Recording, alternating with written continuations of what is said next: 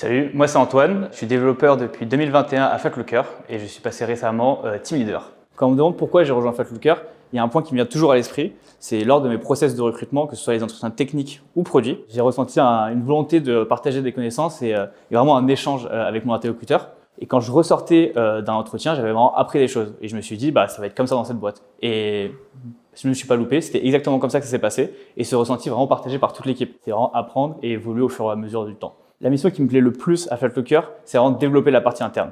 Voir au jour le jour les améliorations pour l'équipe sales et gestionnaire. Et c'est vraiment un plaisir quand un sales vient me voir à la pause et me dit « Oh, trop bien cette amélioration, ça me permet vraiment d'être plus productif au jour le jour ». Il y a d'autres développeurs qui sont plus axés sur la partie client, que ce soit l'espace locataire ou l'espace propriétaire. C'est vraiment plaisant d'avoir une équipe complémentaire. Et il y a vraiment aussi un point important, c'est la responsabilité sur la code base.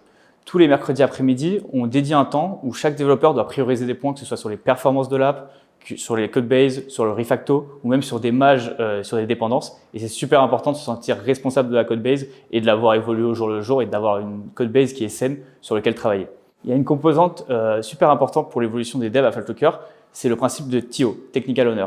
On peut attribuer sur la plupart des projets un Technical Owner qui a pour rôle d'investiguer et d'enquêter sur les points techniques de la carte. Du coup, il est associé à un Product Manager et un Product Designer. Et le but, c'est vraiment de regarder les problèmes techniques qui peuvent survenir, penser à une architecture solide et robuste. Et cette composante permet vraiment d'évoluer au jour le jour et d'avoir une vision plus globale de la codebase.